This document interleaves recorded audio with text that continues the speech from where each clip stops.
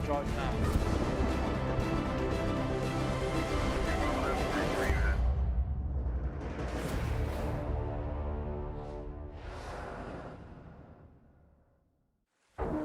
L'isola, la Sardegna. Il suo calore ci ha messo alla prova. Il suo terreno non perdona. Ma noi corriamo per la sua protezione.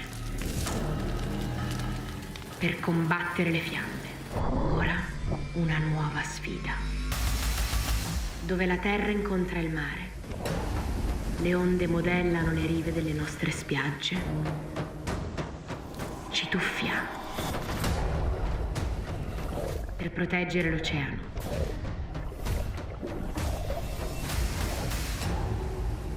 Così che l'oceano protegga noi. Chi affonderà e chi salirà in cima? Sarà l'isola a decidere.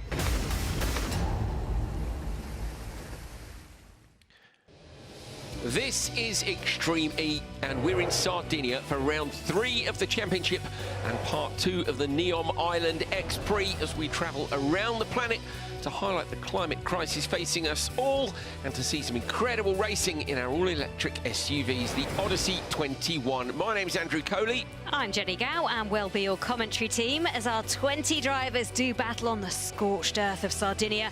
And we race for seagrass conservation, the rainforest of the ocean. Last time out, Sardinia provided some spectacular racing, plenty of controversy, and a first-time winner taking to the podium. More on that to come, but first... Yep. If you're new to Extreme E and you have no idea how it works, we'd best give you a little reminder. Take a look at this.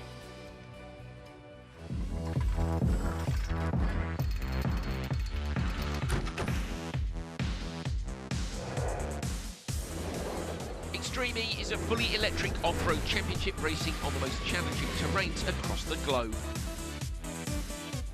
10 world-class teams, each fielding 1 male and 1 female driver in gender-equal lineups. In each session, both drivers will compete behind the wheel of the Odyssey 21 electric SUV, with a driver changeover, the switch, halfway through. Each driver gets an InNOA hyperdrive boost in every session, giving them an increase in power to provide thrilling overtakes. There are also bonus points available for the fastest team through the Continental Traction Challenge section of the course over the weekend. Day 1 is qualifying with a round of time trials followed by a round of head-to-head races. This decides how teams line up for Day 2's racing. Day 2 sees high-speed knockout racing with the goal of reaching the final. First up are the 2 semi-finals, where the top 2 teams progress from each. Then it's the last chance to progress in the winner-takes-all crazy race. Fans can vote for their favourite driver in grid play, with the winning team able to select their grid spot for the final first.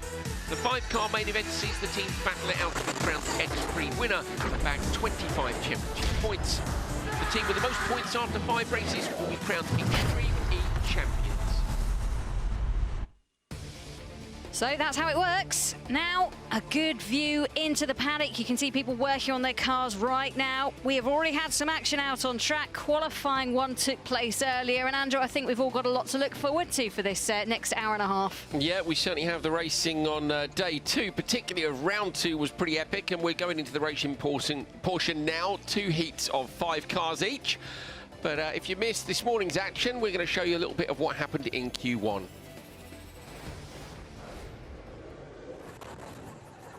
So it was Rosberg X Racing who were out first of all in the session.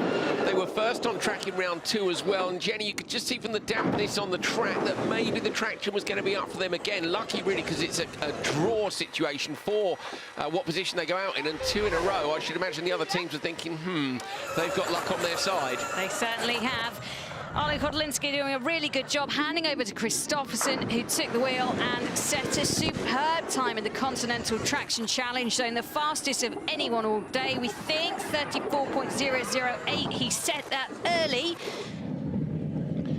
Yeah, he was a 1/10 of a second quicker than Sebastian Loeb had managed to go yesterday. That had been the fastest sector time so far. But again, was the traction up? Wow, were you expecting to see this car come back out? That's a good point, actually, because it had an epic roll last time out here. So just a couple of days, one day, in fact, to rebuild that car, and they managed to do it. So hats off to everybody involved in that NEOM McLaren team.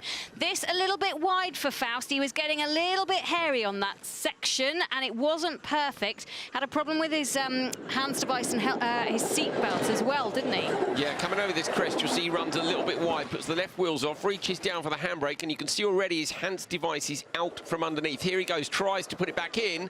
So belt's not quite tight enough at the start of the run, and with a bit of ragged off-roading as well, he managed to slip off the side. So €1,000 fine for Tanner Faust, unfortunately, but safety, I suppose, always the precaution and the one that they have to take most seriously. So setting a decent time in that NEOM McLaren, and some would say just a miracle that they got the car out. Same for these guys as well, Andrew. Yeah, it certainly was. NEOM McLaren ended up P4. Where were Acciona's Sainz going to go? Another car that needed a serious rebuild. I reckon their role was bigger than McLaren's was. Certainly that contact up at the merge on the first lap of the final has left Carlos Sainz feeling a bit sore, but of course it was Sainz in the car first of all, so he could just anticipate how hard it was going to be. The uncomfortableness he was due to feel when he put those seatbelts on. You can see a little bit of bodywork had flown off when Laya was at the wheel. Doesn't really matter, just makes it look a bit ugly, but it shows you how much work goes into making these cars look beautiful before they go out there, get all muddy, wet and dirty. For a bloke who's over 60 and had a huge crash just 2 days ago, I think Carlos Sainz was looking pretty sprightly running to the car, and he was certainly looking fast when he was in it. El Matador pushed as always, but unfortunately they only managed P8, so a little bit of work to do either for them or potentially still on the car. Next up, it was Hansen and Hossas. Hossas in the car first, and obviously she made a little error when she was out there last time, but this is her debut week in Extreme E, and she did a really good job. She's getting to grips with that car really nicely. The handover to Kevin in the switch zone, nice and calm, relaxed, which is important. Yeah, she's still wearing a Veloce race suit because, of course, she stood in for, I think, one session in Saudi Arabia after Christine Geezy broke her foot earlier this year. Full event earlier in the week, saw them with a great result, P4 overall. Just took her a moment or two to wake up. Kevin Hansen flat out in the car, very impressive sector times, and JBXE ended the session in 7th. Good stuff. And then next up, it was the Genesis Andretti United team. Katie Munnings going out there first. Now, they made some setup changes, weren't particularly happy with it last time out. So coming into the first part of qualifying, decided to have some tweaks to see if they could get any better. But unfortunately for Katie, she said earlier that she just didn't feel right in the car, so that she's actually slipped away a little bit. Yeah, so much of it is about driver confidence. Sometimes if you can find a faster setting in the car which doesn't feel quite so nice to drive, but I think confidence, particularly when you're sharing a car, is maybe more important than ultimate setup pace. You want something with a nice wide operating window that's easy to drive. They were pushing for those Continental Traction Challenge points and pushing towards the end of the lap as well for Hansen. Yeah, did a decent time in the end and managed to secure 5th spot, but there's room for improvement. Also room for improvement here with the Veloce team. They've had a tough time of it out in Sardinia so far. Had no brakes for the second part of the race last time out. I think it was the semis, and yeah, they found it really hard out there, so no wonder that they're struggling a little now. No, that would have given Christine Geezy a little bit of rest, of course, for her foot, because it's her left foot. You can see her still limping here as she went to get in the car. Woolridge actually brought the car home only about 5 seconds off the pace of Arlen Kotlinski. He was the only male driver, by the way, to take the wheel in the first of the sessions, so they have to share each driver course. And Christine Geezy, Jenny, she hasn't found her confidence yet. She said it herself. Yeah, it's unfortunate, really. It was a really big crash in Saudi, a big roll, and obviously very painful one as well. So just unfortunately going to have track time to get back up to grips. So finishing last of everyone, but room for improvement as we go into the second part of qualifying. Up next, it was Jutta Kleinschmidt in the Apps Cupra team, and another person who it feels like needs to find a little more confidence in the handling of that Odyssey 21 for the team. Not looking comfortable out there, and not as fast as we know she can be. I think that's the key, Jenny. You know, when she came in last year in round 2, she was absolutely epic and just wants to be a bit quicker, because she's now sharing the car as well, of course, with Nasser Al-Attiyah, and Al-Attiyah was flying on his lap. He was bang on the sector times of Johan Kristoffersson, so of course he needs Kleinschmidt just to go a little bit quicker to get them right up in the mix. Yeah, he had the fastest sector 1 time actually in qualifying 1, so really good job from them, bringing the car home in 6th. Tamara Molinaro in for Excite Energy Racing, first of all. Great first lap from her. Came to the end of the Continental Traction Challenge, and watch this. She comes out, she's pushing, she's right on the splits, 3 or 4 seconds down, gets a bad bounce, very nearly digs in. She gets on the throttle, pulls the car back out, but around 5 or 6 seconds lost there. And unfortunately, Scheider could do nothing to make that up on his second lap. So she was a bit disappointed, wasn't she? She was, and I think she was being overly harsh on herself, if I'm going to be true, because she did a cracking job out there, and she managed to almost pop her shoulder last time out, and had to pop it back in. So all in all, I think they did a good job to recover. They finished up. They were 9th in the end.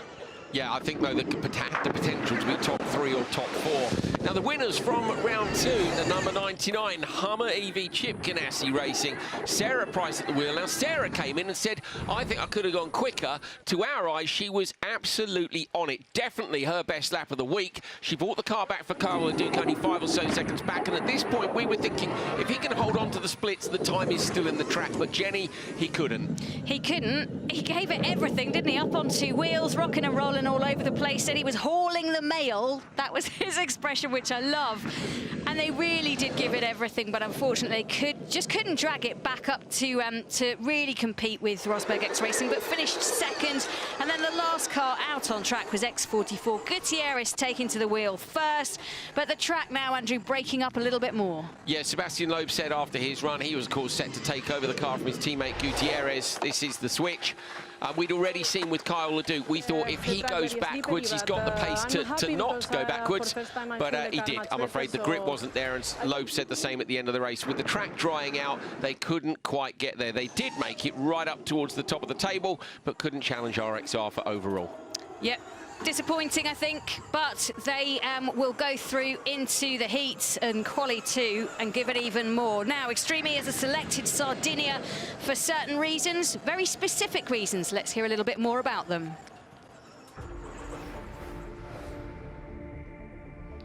So the NEOM Island X Prix is taking place on the Mediterranean's 2nd biggest island, as we said, Sardinia. Oceans are the world's largest store of carbon. About 83%, Andrew, of the global carbon cycle is circulated through marine water. So really important that we try and help them recover.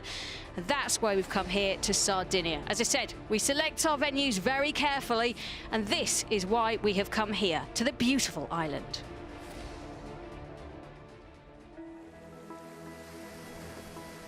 Blue carbon is the concept of when we have carbon that is stored within a marine environment. So this could be sources from land, so tree leaves coming down into the ocean being stored in sediment, or it could be, for example, in mangroves or seagrass like we see around us today. Blue carbon, but specifically seagrass, is about 15 times more effective at storing carbon than some of our rainforests. And this is because when the seagrass blades come off of the plants, when they die, they go into the sediment. That sediment could store that carbon for generations and millennia. The deeper carbon is stored into the ocean, the less chance there will be of disturbance. Seagrass in Sardinia is one of the most important habitats, and Sardinia, at the center of the Mediterranean, is also experiencing a dramatic decrease of extent of Posidonia seagrass.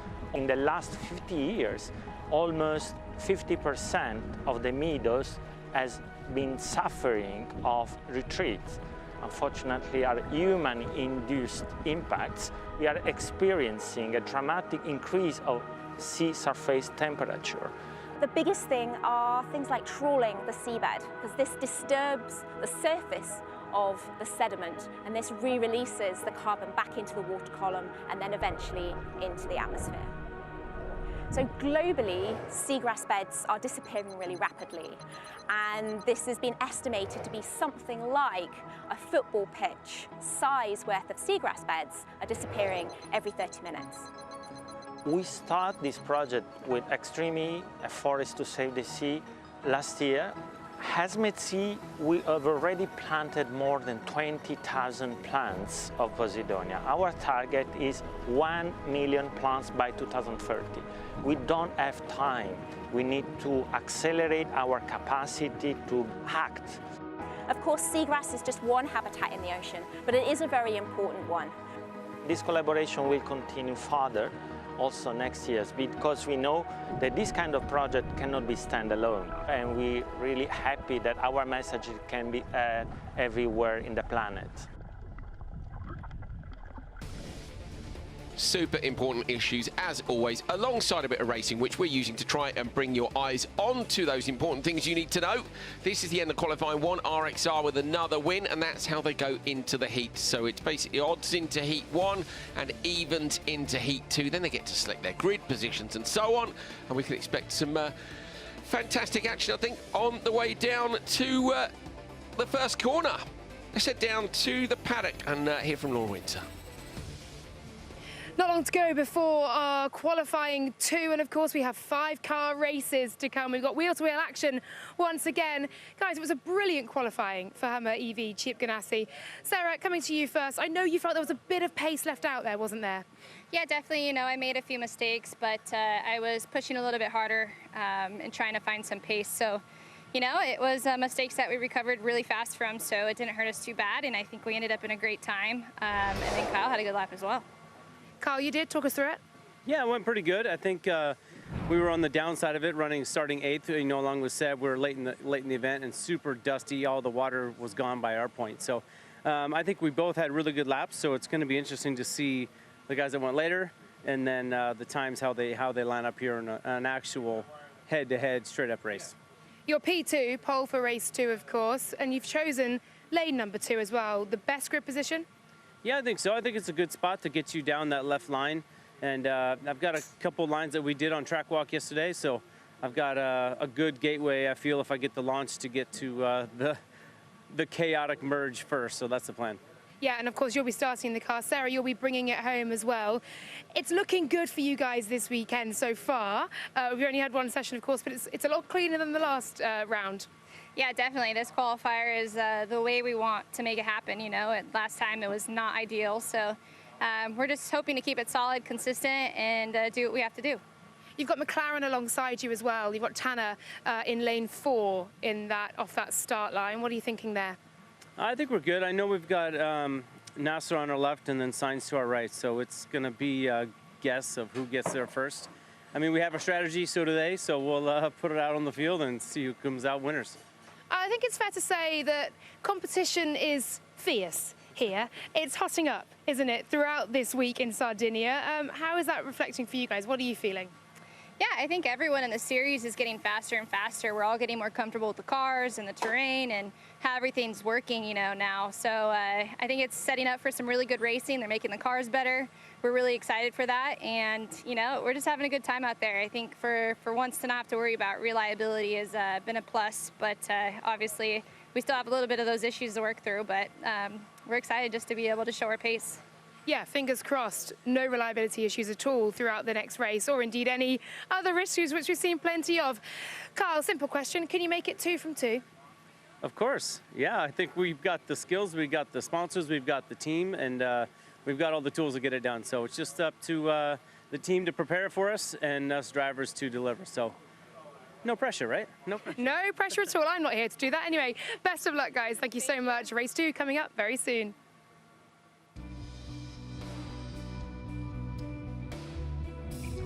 Really nice atmosphere down in the paddock. And these are the standings then. Rosberg X Racing on 50 points, and that win and 25 moves Chip Ganassi Racing up to 37, and in third place on 28 points it's the Acciona Sainz team.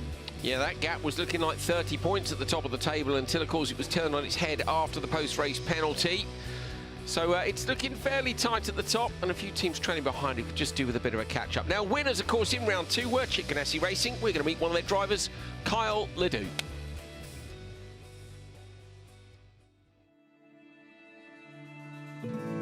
Season 1 taught us a lot about leaving the smallest carbon footprint possible, but this year we're determined to leave a footprint on the top of that podium.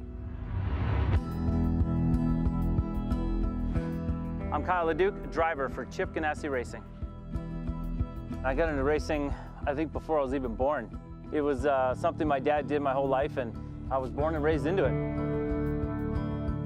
We just grew up around it. You go out in the backyard and there's trophy trucks and there's Dakar trucks and there's semis, and they're building trucks in our shop at home, so it was just something we were always around growing up. It was an awesome childhood for sure. It goes back to being in high school and racing RC cars. You know, I raced my first RC car race when I was like a freshman in high school. Then I got myself into mountain bikes. Me and my brother started racing mountain bikes, and slowly got into the trucks with a micro budget. I knew I wanted to do it. I knew I had some sort of a skill to do it. And man, it just kind of snowballed, you know, racing in the desert with my dad and my brother. You know, my mom was a part of it, my sister, like we're just a big family in off-road motorsports. I love building the cars. I've built every single car I've ever raced or won it. The fact that we built it, brought it, designed it, put it in front of all these other cars, and you just kicked everybody's ass with it. So that's the part of it that I love.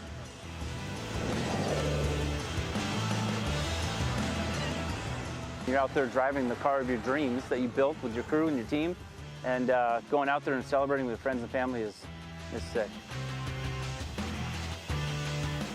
The Hummer EV is epic out here. It's a cool series, cool thing to be a part of, and also it's literally putting our stamp around the entire globe.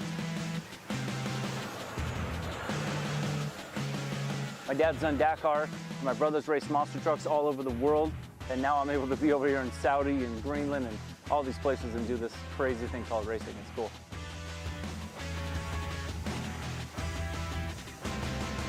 It's a love, it's a passion, it's definitely my life.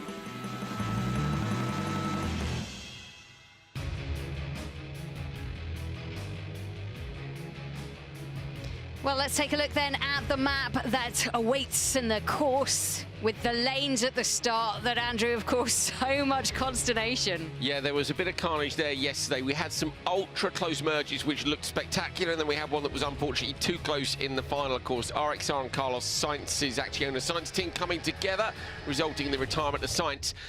Looking at the grids, Jenny, I think we're going to see some fire, but we'll cover that in a minute. We certainly will. This is the Continental Traction Challenge. They go through the water jump at the beginning and end, which denotes either part, and we're still looking for somebody to beat Christopherson's time of a 34.008, fastest so far. I wonder as well, because they're going to need almost certainly the Enoa hyperdrive in there to get that done, but there are opportunities later in the lap to use that hyperdrive to make a pass, and that's why so many teams focused on it during Q1, because they knew they would be on track on their own. Now this time round they're going to be racing other cars, so are they going to save that hyperdrive for a late attack? Yeah, you wonder, defense, offense, which one they're going to do. Oh, I've gone all American, haven't I there? Offense for a proper American. Defense and offense. Yeah.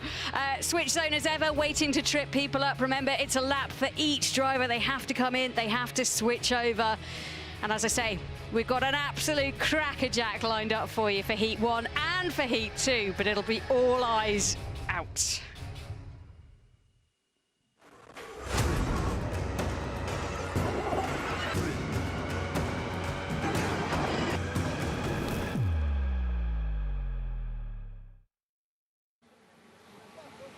Race 1 in qualifying 2 coming up. We've got 5-car racing, and I'm joined by Tamara Molinaro of Excite Energy, whose shoulder is heavily strapped up. So I've come down to find out why. I heard rogue rumours that her shoulder popped out in the final. Tamara, tell me what happened. Well, to be honest, I have no idea. I never had any problems with my shoulder. But yeah, during the final, basically, after I think it was flag number 8, the hairpin, I didn't eat anything, or there was no big hole or anything, and at some point I just like heard or felt like crack, and I was like, what the hell, you know? And then it was so painful, I wanted to scream, and then literally I had to turn the car on, you know, to steer the other way, because we had a left corner then, and it just like did crack again, and the pain was so much less. So I was like, oh my God, you know. And then after all the adrenaline with the podium and everything, I didn't feel anything at all. And at night I was like, oh, this is serious, you know, this is like really painful. And same for yesterday morning. So I went to Cagliari and got like a physio session done. So yeah, it confirmed that basically the shoulder was dislocated, or I don't know, it's not properly like the bone was completely out, you know, like all the muscles and everything were fine. But obviously, like, to try to avoid like a bigger problem to my bone, all the muscle got tense, and yeah, now I have a bit of a pain. But when I'm in the car, I don't feel anything, so it's good. Oh my God, I'm just in shock. My jaw is on my floor. Take a walk with me. We're going to make our way up to Andretti, but I want to get some more information from you. Race 1, you've chosen lane 5. I know it wasn't the qualifying you wanted. How much more pace do you think you can get out of there? Well, a lot. I mean, I was having a good lap for the first quali, and then I hit the second water splash. Well, there's no more water, but anyway, there was like a big bump, and that upset the car a lot, and I nearly rolled. I don't know how the car is still in one piece, to be honest. But yeah, I mean, look, it is what it is. We know we have the pace, so in Q2 we'll be, yeah, good push. You'll be thereabouts. We hope so. All right, well, best of luck to you. I'll let you head back, and I hope your shoulder's okay. Honestly, they are hard as nails, these drivers, aren't they? Talk about extreme. I was just trying to stop my cameraman from walking into the Acciona site's bonnet there as well. We'll shoot up and making him run again. We'll head up toward Genesis Andretti United, and I know Katie looked really disappointed after her qualifying run, so I'm going to try and find out what happened and what's going on. I'll head into the garage now, and just to find Katie. Oh, I saw your face after that run, and I know you were disappointed, weren't you? Talk us through it, and talk us through what exactly in terms of the setup you don't think you quite managed to get right. Yeah, I mean, so obviously, like, running time here is massive. I didn't get my lapping semi-final. Obviously, we had a mechanical, and then to miss the final as well. It was a little bit less running time. I know it's the same for some other teams as well, but we made some steps on the car, which wasn't handling the way I expected it to. So I think driving around that, obviously, on when you're learning on corners, that's not ideal because you lose lap time. So I made a few mistakes myself on the track, so it wasn't the perfect run for me. Silly things as well, like couldn't get the wipers on in the water splash, so I nearly missed a waypoint there. So it's annoying because it's not free practice, you know, that's quali, but I think as we've seen here, Ganassi in the last race, they finished quali on 0 points for both heats and they ended up winning the race. So it's more about just looking to the next session, what you can improve. Now we're going to heat racing, so it's a completely different strategy again. Exactly, anything can happen, and you've got a chance now to put things right. Thank you very much, Katie. Well, there we go. We've heard from Katie Munnings and Tamara Molinaro, both drivers hard as nails and ready to go here in race 1. We're ready. We are definitely ready to go for race 1. What a heat it looks to be. And Andrew, I think it's fair to say there are some familiar names to each other in this roster. So all of the male drivers are going first, and if you haven't watched any rallycross, how dare you? But these 5 have been regulars in the World Rallycross Championship, certainly were, and some of them aren't racing there anymore. But they will have faced each other in many a start, Jenny, and there will be no quarter given by any of them. They're used to door-to-door contact, and having seen what we saw the other day, I'm like, ooh. I won't back out. Yes. Could well be the motto of this one. Good afternoon. 3 minutes. 3 minutes. That is the voice of race control and Scott Elkin. 3-minute warning given. No buzzing off for the little dragonfly at the moment. And you can see there the NEOM hyperdrive could be all important in this section. Do you use it off the start to try and get the advantage? Do you use it through that Continental Tire Traction Challenge? Or do you use it towards the end to try and defend if you're in trouble? That is the question, isn't it? We'll find out soon enough. Looks like they've put some water down the track to keep the dust down, which is a good thing. That'll keep the traction up. It's on all the alternate lines as well. We know a couple of those alternate lines come together at that merge point, and we know that all of these drivers are super aggressive. Cannot wait for this. Here we go. Attention all teams, this is race control. Stand by for the start of the Island X Prix. Qualifying round 2 is about to commence. Energize your systems and prepare to race. Prepare to do battle.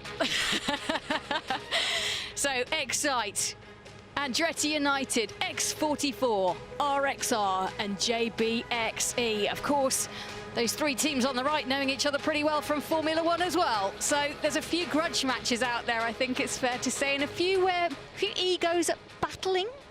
They're just, they all want to win. I mean, and I know that kind of goes without saying, but you're sticking in here 5 people who are used to doing this. The door-to-door thing, I just can't see any of them lifting.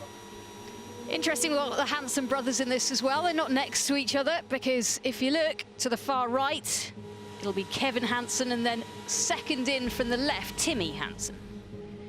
That was Sebastian Loeb you saw there. Here is Timo Scheider. Scheider's looking pretty chill. Don't know how anyone can look chill in these conditions. 1 minute. Yeah, 30 degrees C plus in Sardinia. Again, has been all week. It will be even hotter than that in those cockpits, especially with what they're wearing in there, the fireproof suits and all the rest of it. Heat is on. We will see those pre-race little hints and tips that they do, the superstitions they have, all the things they like to do. And you can see the Excite Energy car, Andrew, just pointing in slightly, isn't it? Yeah, there it's about trying to get to that alternate chute on the right-hand side. On the right-hand side, there's one route. On the left-hand side, there's one route. I would expect JBXE across to X44 with RXR in the middle to go for the left lane and the other two to go for the right. But if they get a better start, you never know. 15 seconds. 15 seconds to go. Qualifying 2. Heat 1 is about to get underway, and 5 of the most respected men in motorsport line up next to each other. Grudge matches. Looking for the green light. And we are racing in Sardinia. So if we can go to the shot, 3 to one section, 2 to the other. It looks like it's RXR who have got the lead on the left-hand side or the right-hand side of your screen. On the other side, Excite taking a lead quite nicely. So it filters down. Where will they join? Oh no, there's going to backwards facing the Excite Energy team. No, it's Andretti United who have turned around a full spin for them. So that leaves the way open for RXR. Behind them, it'll be Loeb in the X44 car and then JBXE. That's your first 3 at the moment. Andretti United just not getting it right, and Hansen spinning the car, blocking the way as well for the Excite Energy team. There was nowhere to go. Loeb closes up on RXR. They try and go through. Christopherson out in the lead at the moment. Then Loeb tucking in behind. Wow, what a top 2. Andretti United are on a go slow, Jenny. The flags in the background showed Timmy was way off the back of the pack. And either something broke on the car, it was more watered than he thought. He took that alternate line. He was ahead of Excite Energy on that side. And I'm thinking to myself, Hansen versus Christopherson that merge is going to be carnage. And then Timmy spat. So Johan got the most unbelievable start. He was a good couple of car lengths ahead, but he's got Sebastian Loeb right behind him and Kevin Hansen there as well. I don't think, did they use their hyperdrive off the start? I didn't see anyone use it. Did. We get our little noise sometimes, but not every time, so forgive us if we missed it. It's still dusty, even having had the track watered a little bit, and that will play into the hands of Johan out front.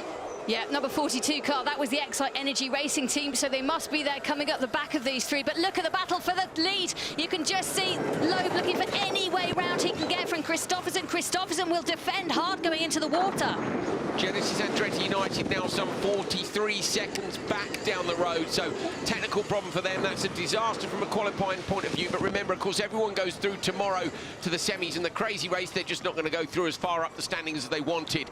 Christopherson runs a little bit wide in that loose section there.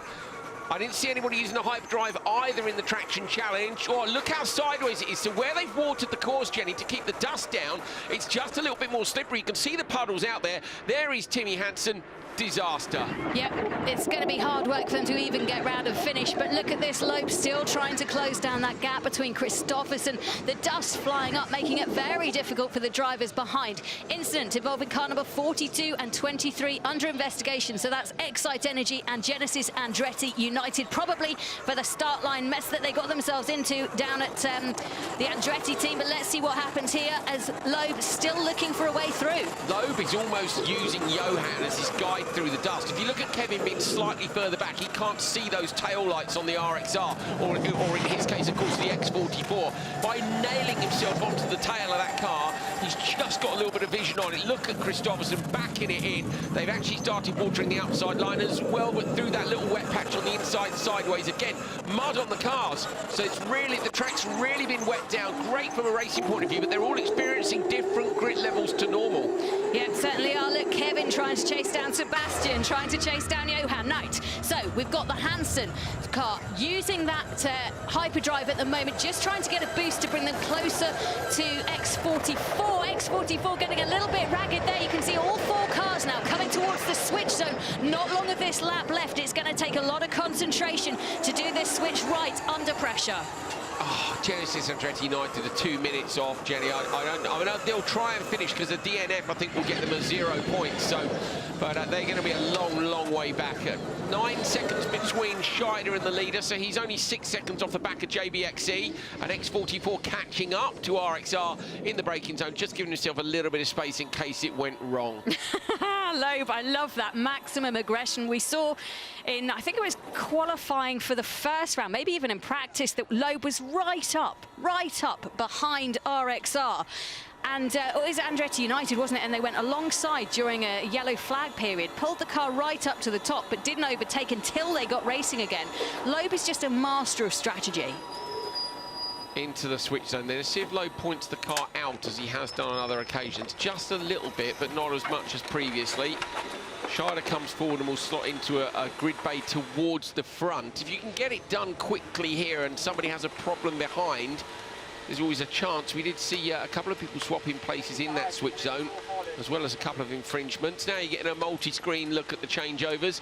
Interesting to see the ways the different teams do it. Look, so it's RXR have got somebody on each side of the car, Kristoffersson and the technician, whereas most of the other cars have just got the technician on one side of the car and the other driver off. There goes Johan out. Michaela Arlen-Kotlinski looks super chill, but she has got Cristina Gutierrez about to leave this switch zone. Well, they were 0.9 apart when it comes in. I'd expect it to be, yes, it's very close as they go out. Just remember, 30km/h limit imposed in the switch zone, so you can't start racing again for real until you get past the marker boards, which are coming up shortly.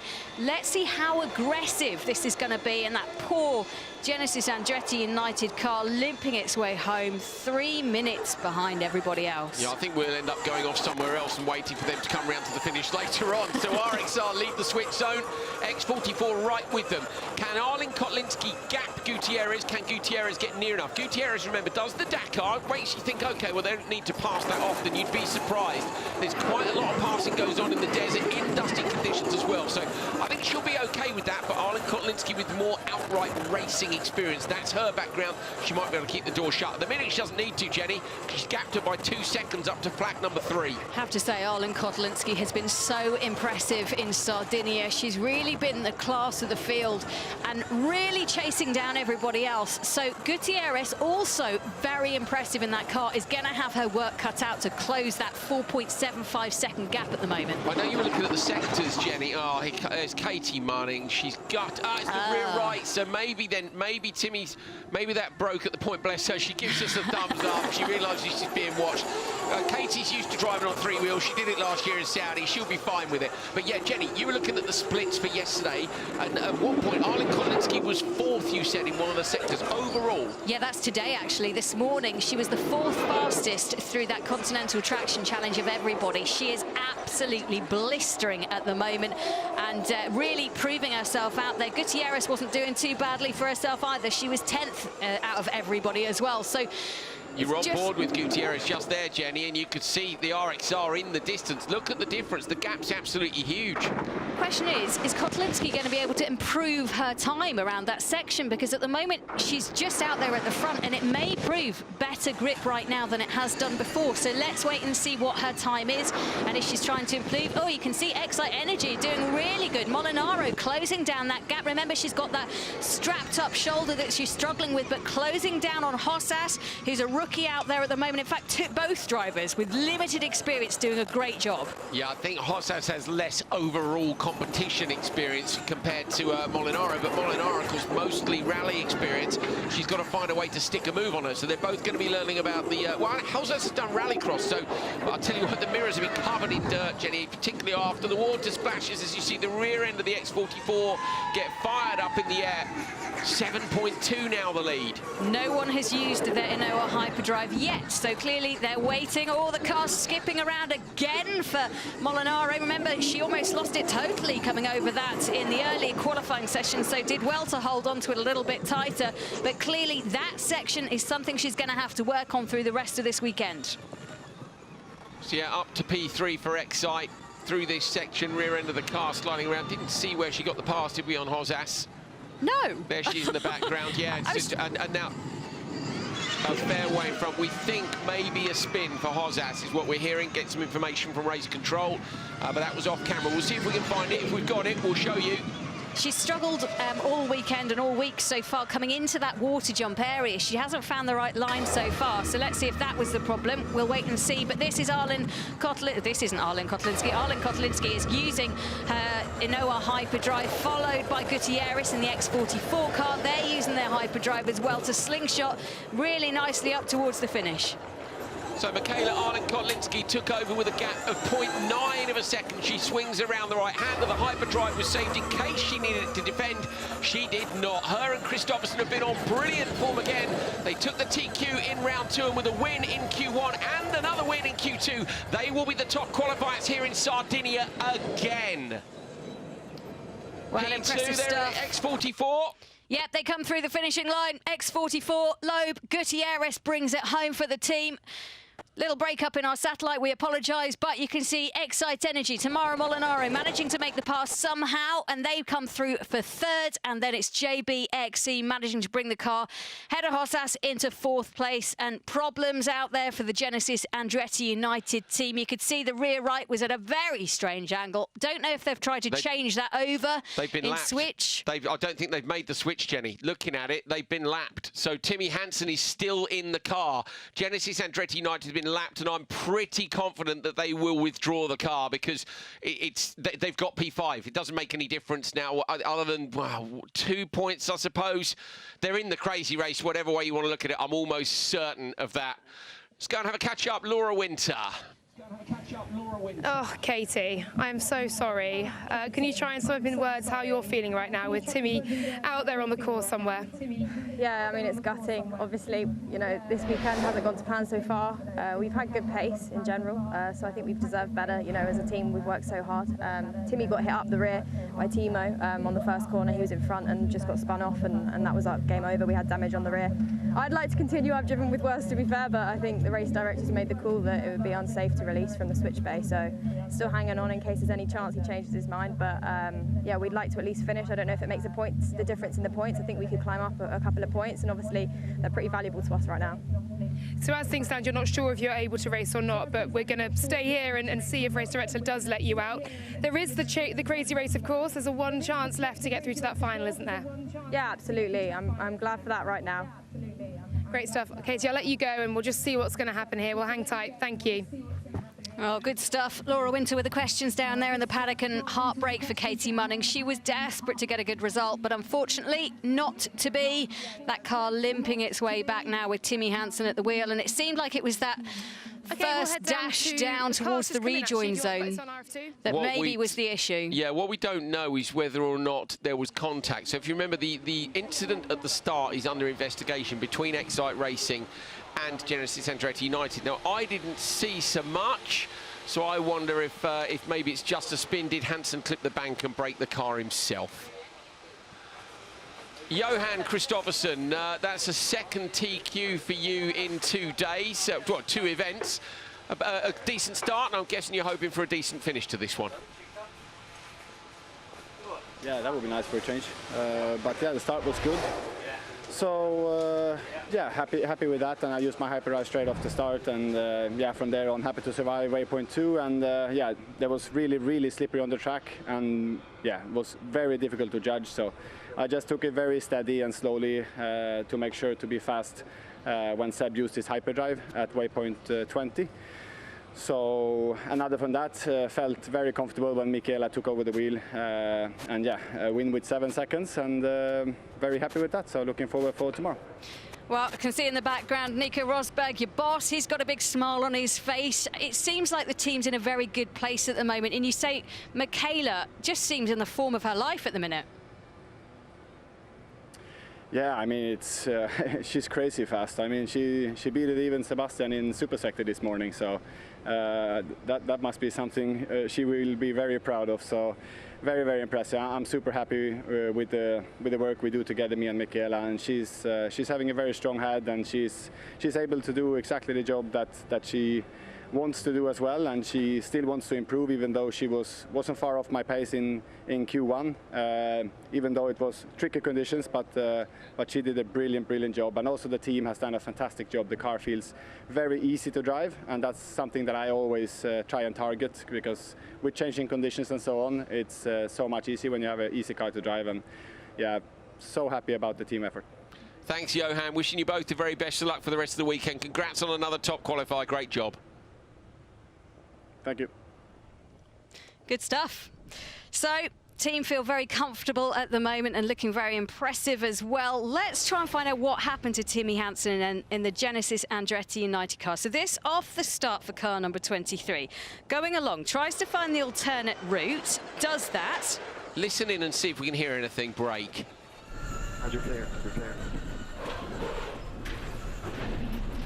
That's really hard to tell, isn't it? It's unusual for the car to go around like that for me, Jenny. Do you know what I mean? There wasn't any, unless there was contact from behind, because we were on the long shot at the start. I don't think there was. I think Excite were too far back, but certainly as I was looking at it, they were at least 2 lengths back from them. We haven't got the rear view, but I think maybe he just went round on his own. We'll find out hopefully from Timmy at some point what happened. You can see there disappointment for him and Katie Munnings, not able to continue round, then withdrawing the car. So a bit of a problem with their points, but let's go back down to the paddock. Well, Seb, that was quite the lap from you, right up behind Johan Kristoffersen. Talk me through it from your seat. Yeah, exactly. We started from 3rd position. We expected 2nd to be better, but he had the best time in Q1, so he could choose. So he chose 2nd, I chose 3rd. We saw the difference on the start. I was behind in the first corner. So from that point, I tried to follow, to keep very close. Even with the dust, it's not easy, but I wanted to keep the contact. It's what we did. We finished nearly equal at the end of the lap, so it was a good run. Their TQ, once again, can they be beaten? How do you beat them? I don't know. It's not easy. They are both really strong, so it will not be easy, but it's tough racing here, so anything is possible. We'll see. Best of luck in the semi-finals. Thank you. So let's take a look at the results then from Heat 1. Remember, cars 42 and 23 under investigation currently. 5th with a DNF, it was the Genesis Andretti United team. Then in 4th, JBXE, Hansen and Hossas teaming up 30 seconds below the leader. 3rd place for Excite Energy Racing Team, and then 2nd for Loeb and Gutierrez, who you just heard.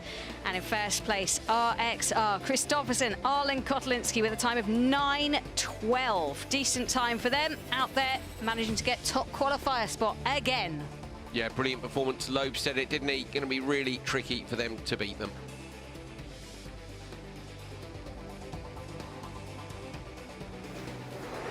Another look at the start. So Loeb reckoned that slot number 2 was better, but he might not have accounted for the fact that Kristoffersen used his hyperdrive off the start. So there may be a similar grip level. Left-hand side of the screen, though, Hansen, something breaks on that car, 100%, because it just goes sideways in the middle of a straight. Then where is Scheider trying to find a way? There wasn't any contact. Here. Now, you can't investigate Timo for that. He's got,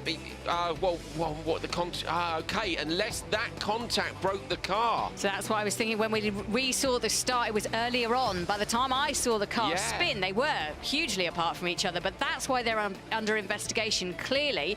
Car 44 also under investigation for a switch zone infringement. We'll come back to that. But this, the point, Hansen spinning around and then trying to right the car up, and he didn't realise that the rear right was gone. Well, I think he'll have had a clue from the way it broke away, but yeah, you won't know how bad it is for sure. Loeb did well to keep up with Kristoffersen, nailed onto the rear in terms of the dust. I think that was a good move. There wasn't much out there anyway because of the damp conditions. You've heard Johan say himself it was super slippery and he was feeling his way around, but I love also his comment about Michaela. When I handed over to her, I was like, yeah, I knew we'd be absolutely fine. That's great confidence between the two teammates. And deservedly so. As he said, Michaela really doing well out there at the moment, setting the 4th fastest traction challenge zone of anybody out there this morning. So Arlen Kotelinski managing to extend that lead away from Gutierrez in the X44 and just used the hyperdrive, but in a way didn't even need it, did they? You see Kristoffersen coming around there. Great job from him. Very much so.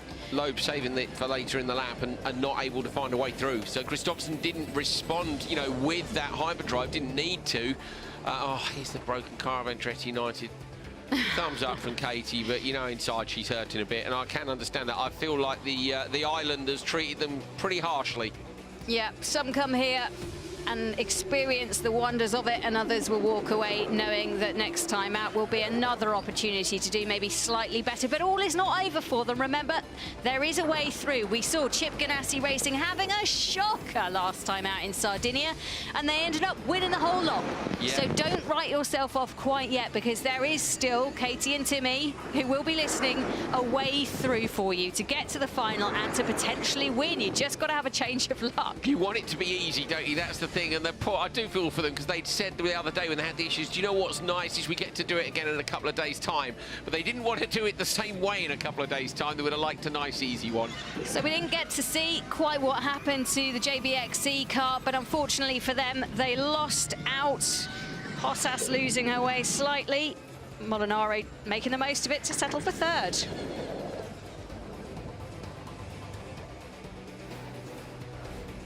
So that's the rear quarter of the Genesis Andretti United machine. Timmy Hansen abandoning ship.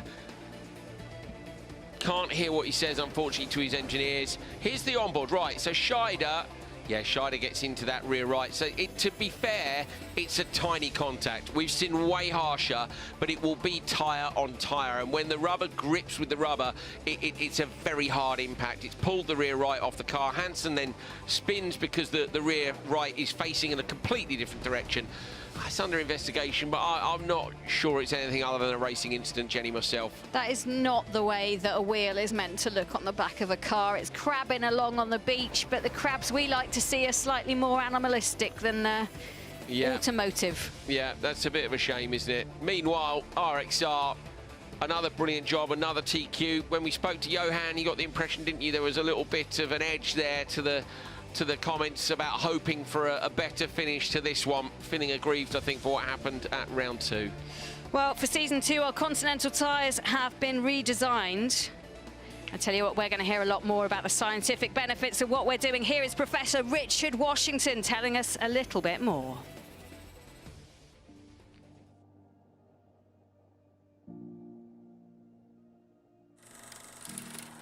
I grew up in a coastal city of South Africa, and it was an amazing place to grow up because one day it would be behaving like the tropics, so thunderstorms, and then the next day cold fronts, and then thunderstorms back again.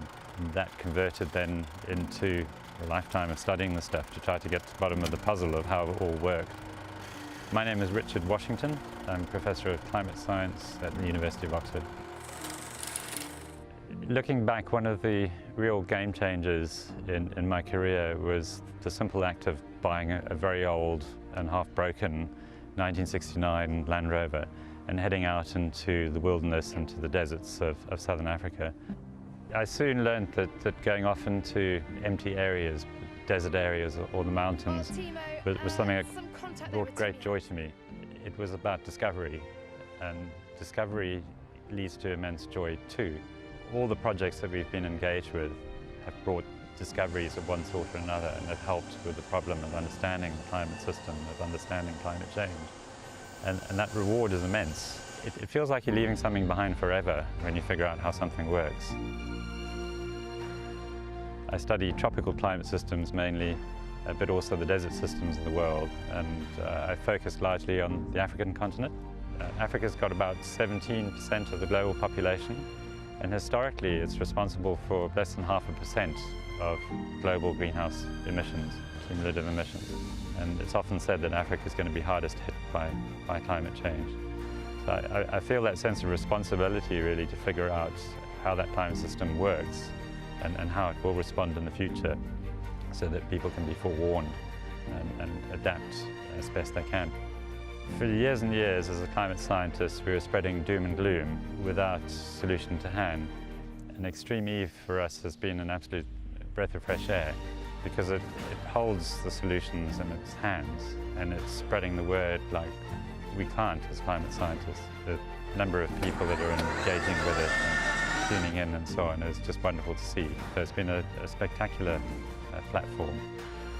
There's no doubt that I've been driven along by a deep appreciation of nature and its capabilities. It's taken billions of years to develop. It's not something we as humans can make. Looking after this greatest gift that all of us have ever had, it's the most important thing in my mind that we can do as humans.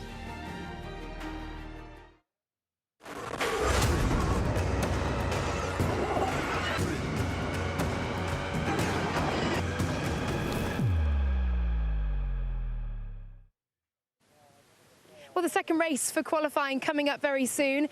P4 this morning for you two, and also you're lining up in that 4th grid position as well. Tanner, talk me through, firstly, qualifying this morning, and secondly, the importance of that start.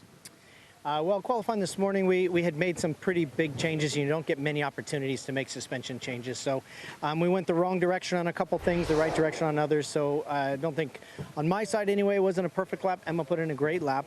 And so we're really happy with 4. The start is critical. Anytime there's any dust, you know, from rallycross experience, getting out front is critical right in the beginning. Yesterday, or on Thursday, it was a problem for 2 cars trying to get out front too aggressively, so there has to be some measure there. But for sure, getting off that line quickly is one of the most important parts of the race. And Emma, I know you rolled as well in that crazy race. I spoke to you earlier on, you were feeling quite stiff. You've obviously had a lap under your belt now. How are you feeling? Thankfully, I felt quite comfortable in the car. I was a bit tentative at the start of the lap to see how the car was and how I was, but yeah, got more comfortable as the lap went on, and happy to say I feel quite comfortable. Great stuff, wheel-to-wheel action coming up, so that's a good sign, isn't it? Best of luck to you guys, thank you very much. Of course, McLaren into their first time out back in Saudi Arabia, here in the crazy race, but not winning it. Of course, Emma just rolling it. We'll head up now to speak to Veloce, of course, one of their opponents in this second race, alongside Acciona Sainz as well. A few drivers here nursing niggles. Tamara's shoulder, for example, Carlos after that crash, Emma after the roll, and we're going to find... There we go. GZ, who I haven't even spoken to yet. How are you doing? How are you? First things first, how is your ankle feeling? But equally, alongside the physical challenges of that, how are you doing mentally coming back into the car after this period of rehabilitation? Yeah, it's been pretty tough today, I think. It's, you know, you expect something, and then, of course, there's a lot of factors at the same time. So, I mean, the foot is fine. It's okay. It's just that, you know, I can't run. I can't do things because otherwise it just gets worse. And yeah, just a bit of everything, you know, setup, pace, it's like everything in your head. We're trying to get there, but let's see how it goes today.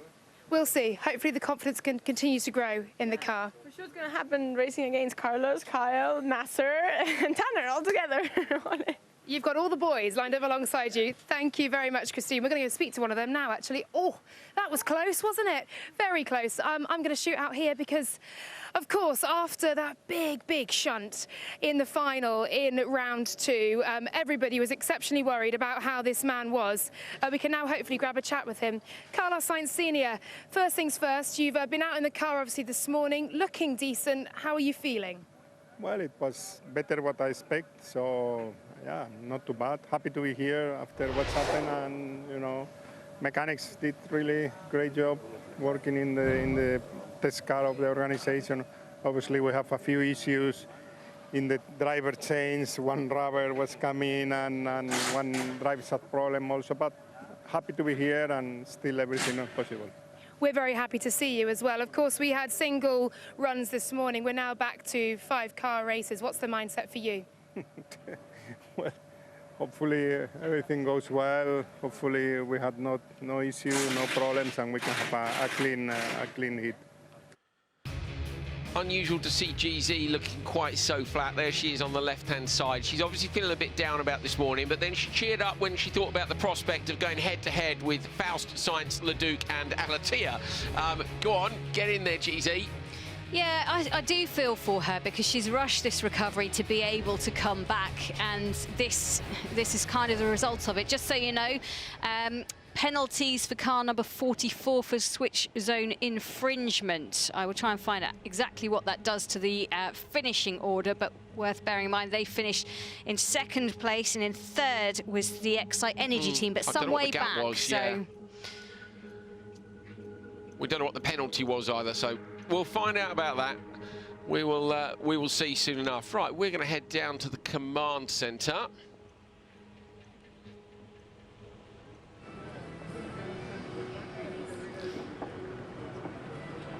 Right, we're going to have a little chat with Jutta Kleinschmidt. Jutta, it's lovely to be able to speak to you. You've got a really tricky challenge coming up for you, haven't you?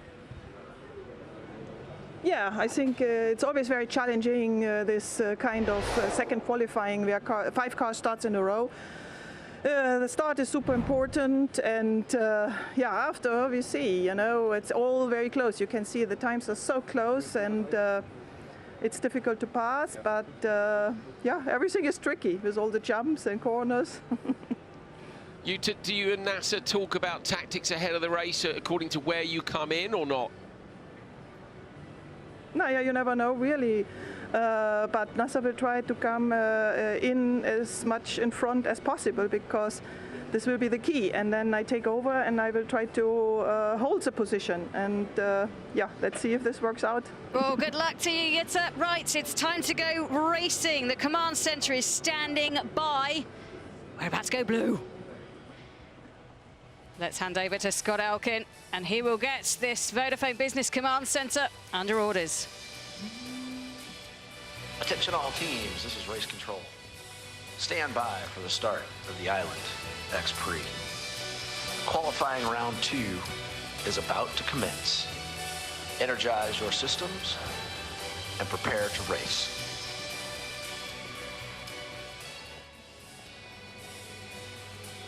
Prepared? Okay, yeah. I'm kind of prepared-ish. I mean, this is a lineup, isn't it? Alatia, Leduc, Sainz, Faust, GZ, all on their day could be quite capable of coming out in the lead. I think the thing for me is, again, it's who lifts and who doesn't. Carlos, of course, has experience of being on the receiving end up at that merge. Carlos is a very experienced competitor. He's not going to be, oh, I'm nervous, I don't know what to do, but he will be thinking about it on the run up to there. But again, I expect those 3 cars to be in a line. The issue really is whether or not one of the cars from the outside manages to get across. As you see Kyle Leduc warming up his wrists. Yep, looks like he's having a little shakeout and a little bit of a dance. He picked that spot. That's where he wanted to go. Got first pick, picked the second spot. He reckons that's the best spot starting. Do you agree? We'll see. We're about to find out. Here we go. Kyle Leduc in slot number 2. That's where the whole shot was in that last race. If you use hyperdrive off the start, maybe you can get the jump. We know what that's Johan Kristoffersson did in the previous one. Leduc looking across at the lights. Sainz to his right, Alatia to his left. So Alatia, can either of them find the traction and get away well? Tanner Faust moves across immediately towards GZ. They're going to go left. 3 cars wide, that's not going to work. Coming down towards the merge, Carlos Sainz, despite the contact yesterday, bullies his way through in front of Chip Ganassi Racing. Brilliant by him. It's Kyle Leduc is in P2. Various people hitting their hyperdrives on the run down there. And coming up towards the merge now, no, Carlos is going to be close again. Sideways into the gap. Tanner Faust slots into P3 just in front of Nasser Alatia. Couldn't have been closer. Round the outside now, Leduc on the gas. Going to try and get to waypoint 3 in front of Carlos Sainz. Watch now for the exit. Going to go on the brakes. He's going to go around the outside. I thought he looked to the inside line, but it is Carlos Sainz just about with the lead. Well, look at that. And McLaren doing a great job back there, having a real battle with the Abt Cooper car. Can they go through? Yes, on the inside. It looks like Faust is able to get through, and there's a challenge up front for the lead as well. This is great racing from the NEOM McLaren team, but can they come back at them? They don't want to give up yet. Kyle Leduc using all the track hook and wheel inside that rock. We've not seen anyone do that so far. Now he looks to the right-hand side of Carlos Sainz. Remember, Leduc used to passing in trucks from his American racing. There isn't so much dust. You ride on board with Kyle Leduc now. Winners, of course, of round 2. In front of you, Carlos Sainz. He impressed me massively at the start. Of everybody, you think, whoa, is he going to have to think about it? He didn't. He just sent it.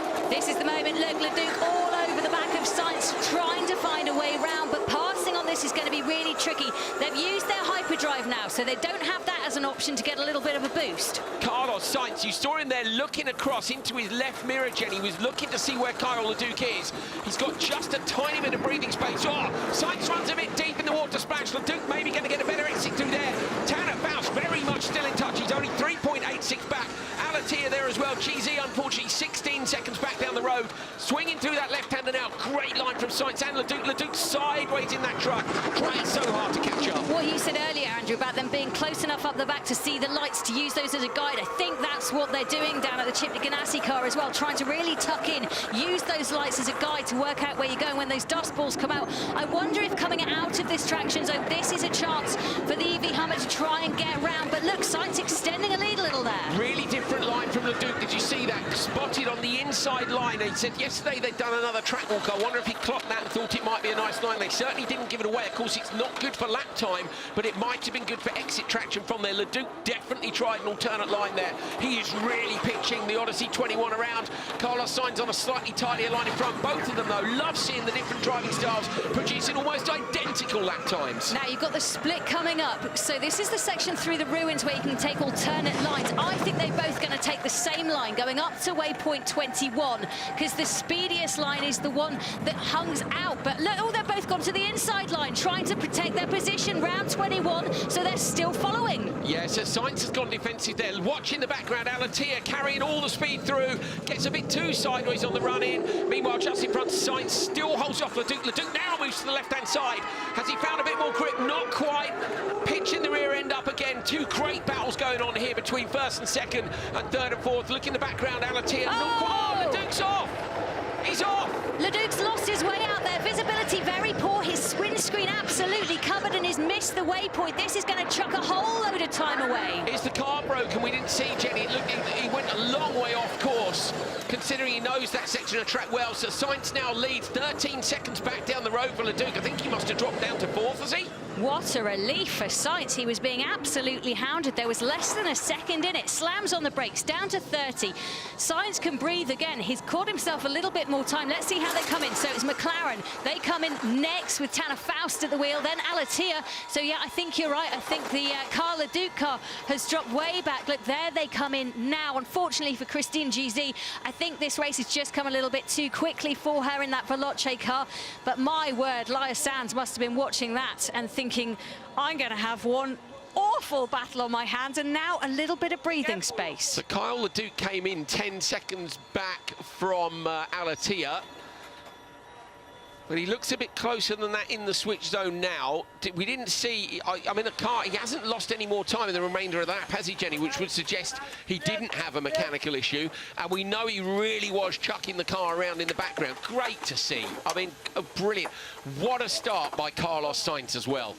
Absolutely brilliant. Look, there's Christine GZ just coming in the Veloce now. Let's just take a replay of the start while they're in the switch zone. You can see 3 go down into 2. Carlos Sainz just keeping it in. And for a moment, you thought he's going to back out. He didn't at all. So that's on the left-hand side. On the right-hand side, you can just see McLaren trying to gain speed. You know what? I wonder if they all used their hyperdrive earlier than we got the noise, Jenny, because they were 3 in a row. And look at this merge. Watch this. Faust. If there'd been a car there, it would have been a repeat of the other day, but he slots in just in front of Alatia. Here's Kyle Leduc. Leduc went for that right-hand line, didn't he? Took a roller coaster ride down to the third waypoint. There he is on the handbrake. This is him going off the course, in fact, earlier on. And this is now heading out. Look, almost side by side as they get to the end of that zone. Oh, I think with just a little bit of after you, fine, take that from Jutta Kleinschmidt as she lets Emma Gilmore go a little bit ahead. They are back racing, and I think Gilmore is going to go out there and stretch that gap as she can towards Kleinschmidt. She's got quite a lot to prove out there.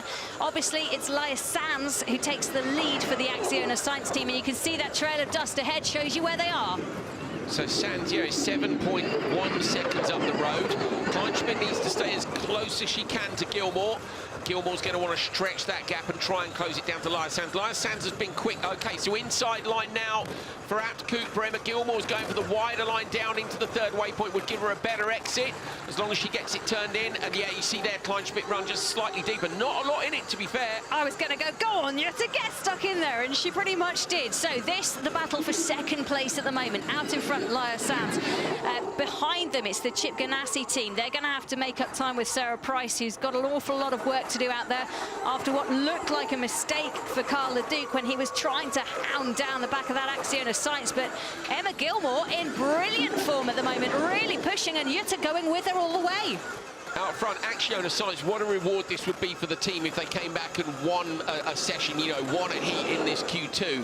They were way down in 8th place during Q1, and we were wondering whether or not there was an issue with the car or confidence. Certainly no issues now. This would give them 10 qualifying points to go with. I think the 3 from the previous session might just see them scrape up into the semi-finals, Jenny, which of course they would really like compared to being in that crazy race, particularly as the crazy race yesterday, I think for the first time ever, really did live up to its name. Yeah, it did. The McLaren under investigation for an unsafe switch zone relief. We will bring you more on that as soon as race control have made their minds up what they're going to do about it. But this is Jutta Kleinschmidt trying to get on terms with Emma Gilmore in the NEOM McLaren. You can just see now Gilmore starting to get a little bit further away.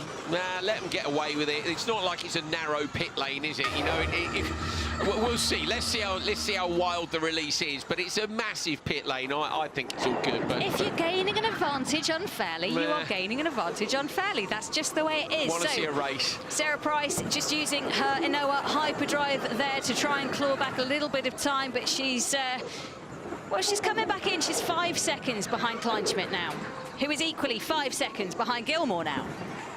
Yeah, 5 seconds in front. Yes, sorry, yes. So, yeah, the McLaren stretched its lead by 5 seconds over the Acciona. So, actually, Emma now's got breathing space in front and behind. What about the dust? Let's see where Jutta is. I'd say Jutta's gone further back, to be honest. It was 5 seconds a moment ago. Now Sainz and Gilmore using it on that very long straight on the run towards the finish. Great job, isn't it? Really decent. Just to let you know, car number 99 under investigation for a switch zone infringement as well. So that is the GMC Hummer EV car. Carlos having a chat with the engineers, looking a little concerned, but not too major, as you see Laya looking gritted teeth and ready to go. Brilliant job for Laya out there at the moment. You can just see the car bouncing around in the back.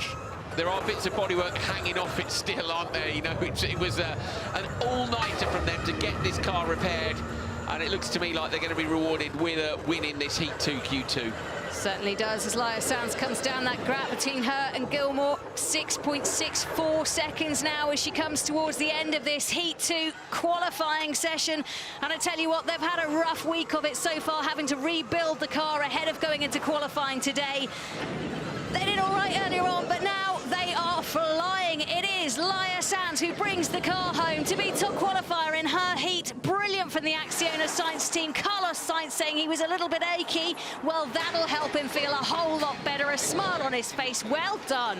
Look how pleased they are. It's a big sense of relief. Great job, Emma Gilmore, as well, to get that car back. Car 55 dropped waypoint. Would that give the win to McLaren? So car 55 is under investigation for a dropped flag at WP16. If that's the case, and the gap was 4.7, that will put NEOM McLaren at Extreme E to the top. But car 58 is also under investigation for a switch zone infringement. Remember, we did that right at the beginning of that session. So let's see what happens. We've got 3 cars under investigation. Race control are going to be very busy, and we won't know how this shuffles out until they've all decided what to do. So this is the infringement. Emma Gilmore getting in the car. Let's just see what happens, because we know that Jutta puts the brakes on. It's the release, Jenny, that they're not happy with. I think they feel they've released the car into the path of another one. I get it if you're limited in width, but if you're not limited in width, I don't see it such an issue. But, you know, they're all doing 30 kilometres an hour.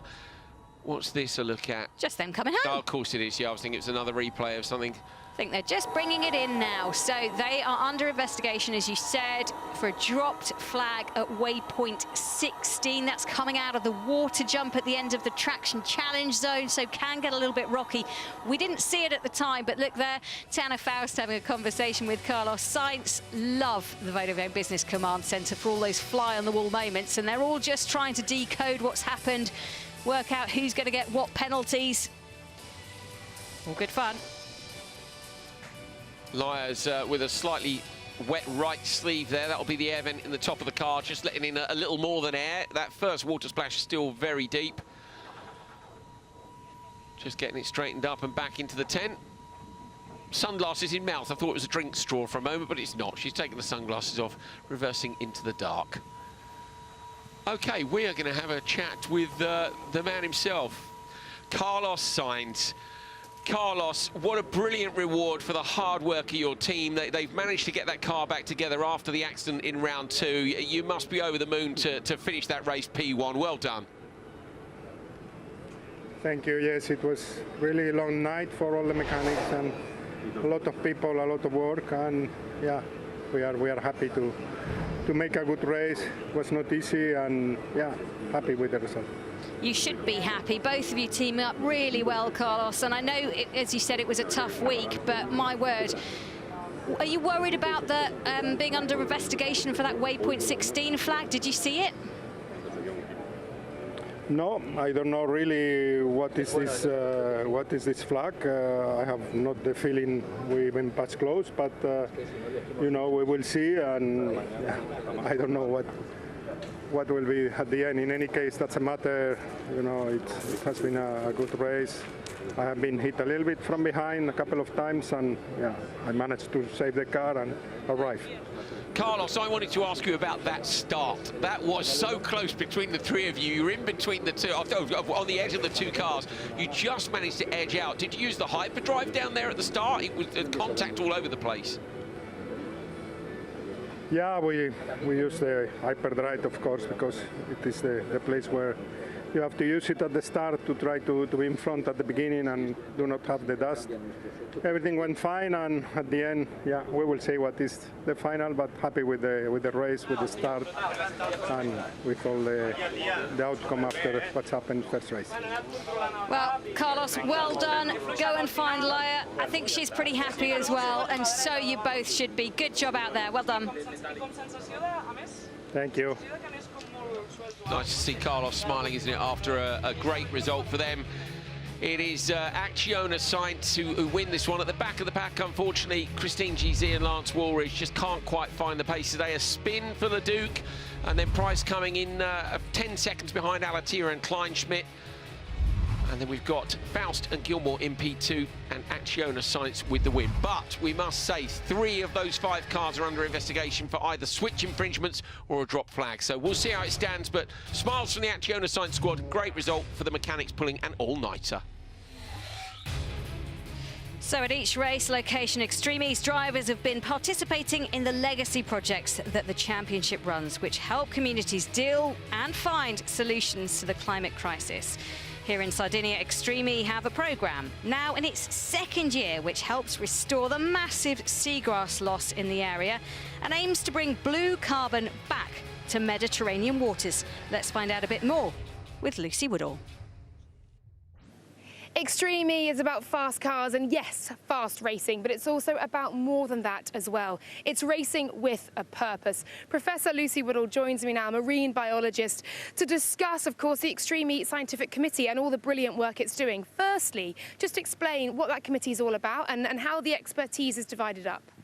Yeah, so there's 5 members of the scientific committee, and we all have different expertise across glaciers, deserts, and myself in the ocean. And we're really here to be able to tell those stories of a sustainable planet, what the challenges are, and what the future holds with those solutions that we can innovate together. So oceans, why are they so important? Well, they're blue, obviously. That means they're amazing. No, the ocean is over 70% of our planet. It is more than 90% of our habitable space. And even if we never go to the oceans, it is massively important for our everyday lives, creating climate, weather situations, nutrients into the ocean. If you think about a process, then the ocean is maintaining it.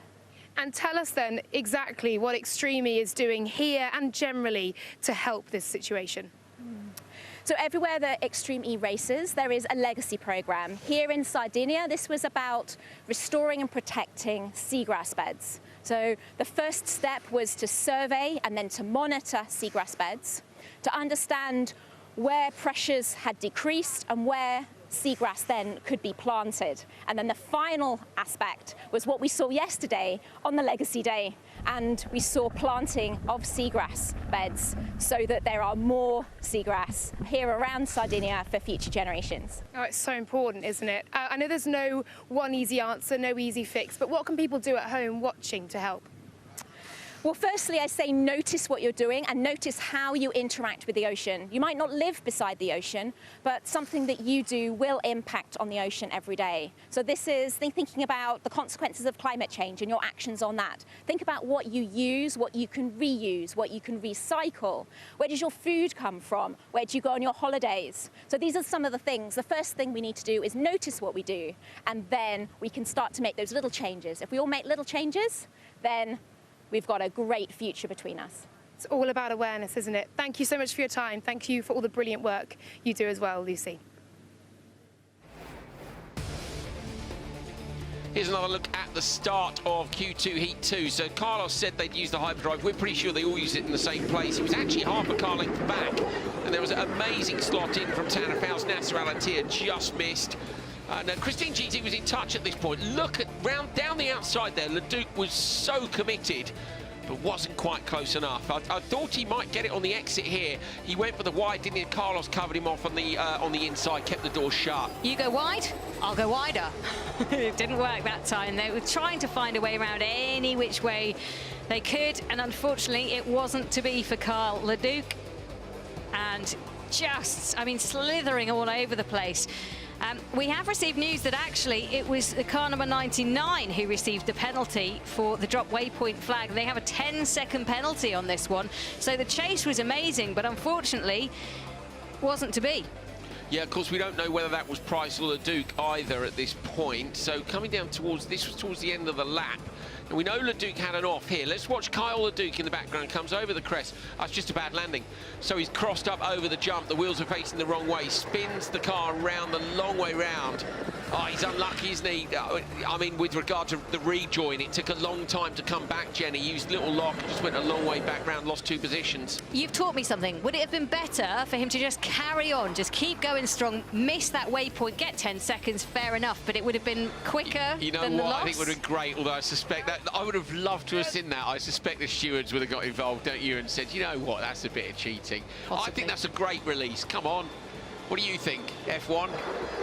Well, Speak, F1, come no on. action after investigation for car number 58. The stewards are doing a good job here of rattling through decisions and getting them to us. So that looks like that is okay as well. So Laia Sainz was out in front, but Emma Gilmore was trying to track her down, and fairly so. Just behind them, it was Kleinschmidt, who really, I think, did a great job out there of driving as close as she could to Gilmore and trying to get her, just wasn't to be. Yeah, Gilmore's mega quick in that sector 4 again. She's 1.6 seconds up on Laia Sainz. Laia Sainz just edged her in the other ones earlier on, it looks like, according to the timing screen. But either way, Acciona Sainz out front, and we've already covered the fact that they didn't knock the flag down, somebody else did. So it's a definite win for them, and a definite P2 for NEOM McLaren Extreme E. Yeah, really good stuff from them. Great, well, 2 great qualifying races, which gives you a taster of what to expect tomorrow when we get to semi-finals, when we get crazy race, and then, of course, the big final as well. Oh, looking forward to it so much. There we go, Acciona Sainz from ruin to victory. Nicely done.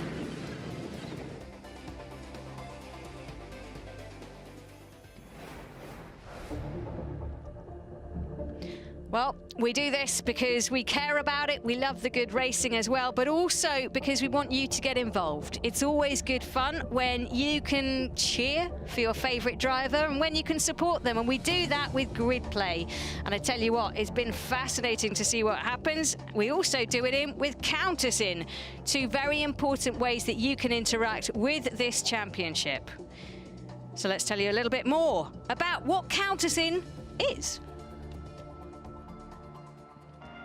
The Extreme E Count Us In Challenge sees fans and drivers making positive changes to their everyday lives by taking a Count Us In step. Each of the 16 steps consists of greener life choices, including flying less, switching to green energy suppliers, and eating seasonal foods.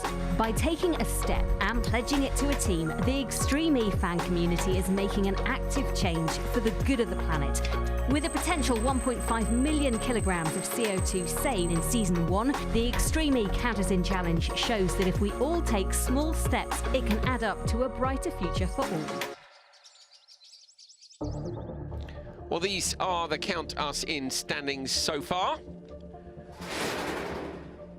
Oh, X44 look right at the top. NEOM McLaren Extreme. Now, last year it was all the Formula 1 teams are up at the top. I think Formula 1 might be quite popular, but yeah, good job by NEOM McLaren Extreme E to call people for action for that one. But at the minute, it's a lead for X44.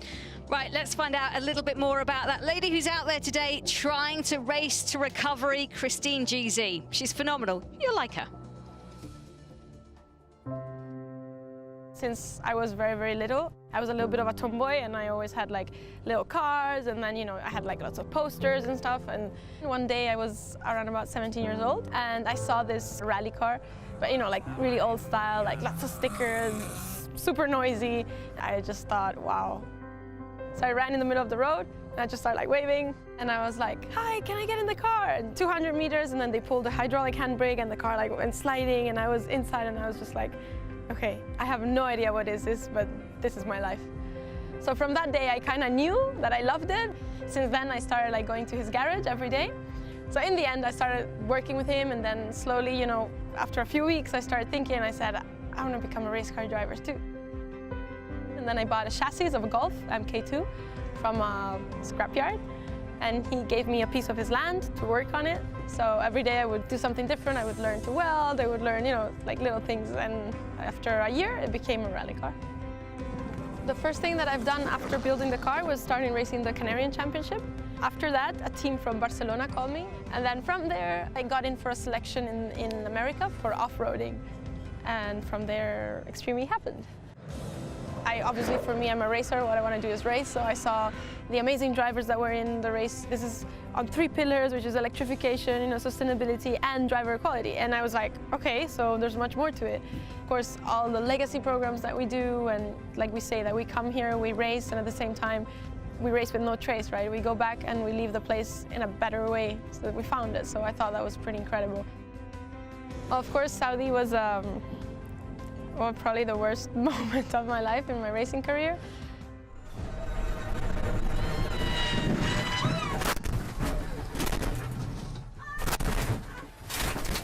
I just try to, right now, you know, I'm really positive. I worked so much during all this time off. I've done a huge rehab work and also a lot of mental coaching, which I think that it's helped me so much to stay focused. And right now, Lance and I think that we're ready, and we're super excited to be back. This week is just gonna be a go time for us. I think I have amazing people around me, so that really helped me to, you know, push more and more each time. And I think that every time that I do something good, I kind of owe it to them, you know? So I say thank you. Meanwhile, we're here to all the people that are around. Great to see GZ smiling after what, when you look back at it, it really was an absolutely huge crash. Fantastic to have her back in the paddock. Now, somebody's in the paddock this weekend in a racing capacity for the first time is Timo Scheider. Laura Winter caught up with him. Well, Timo, some contact there with Timmy Hansen off the start. Talk us through it from your perspective. I think at the moment you are under investigation, but we're waiting to see exactly what will happen. Well, basically I expected like 3 cars going to one line. Luckily, Sebastian went left, so we have been just 2. But then we had some side-by-side racing into the first merge. That's it, so I backed off and then let him go, of course, because he was slightly ahead. So then over the first crest, he lost it somehow, and he spun around, and I saw he had some damage right after. I don't know if it's due to the contact, I don't know, but of course I lost also quite some time because he stopped literally in the middle of the track. He had to move on to make some space that I could pass him on the backside. So yeah, as always, this is racing, right? So if you have contact, it's always something special, but I guess I haven't done anything wrong. 4th in that one. We'll have to wait and see for race 2 whether you guys make it through. We've been 3rd so far. Well, we have been 3rd in the semi, in the quali now, in our heat. So let's see. The crazy race is also coming later soon for us, maybe, maybe not. But let's see the overall points when the other's gone. Yeah, I guess it will be tight for us anyway. Great stuff. All right, thanks so much, Timo.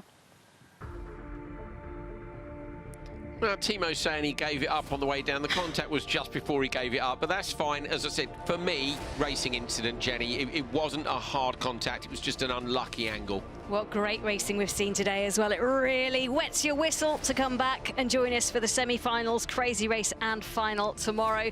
Bad luck for some, joy for others.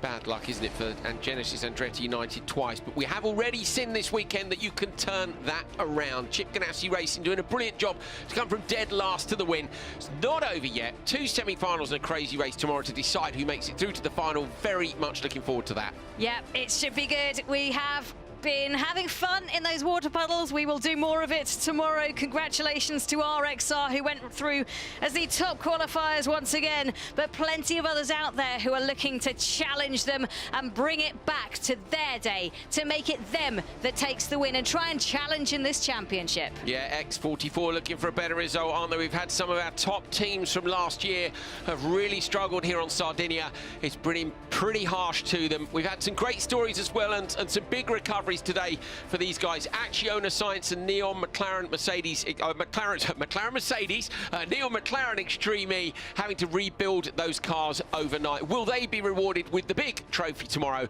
Join us and you'll be able to find out. Semi-finals, crazy race and final coming up tomorrow.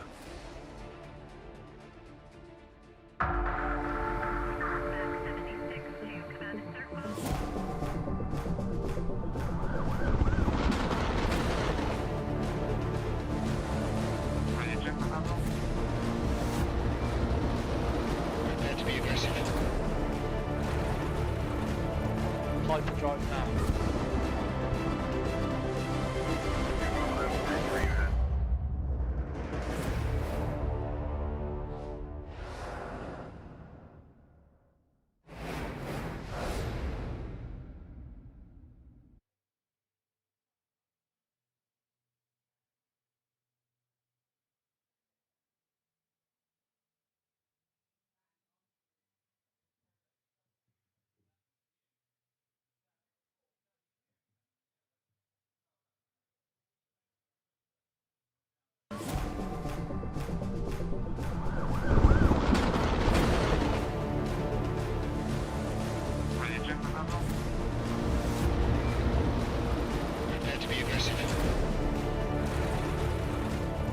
Hyperdrive now.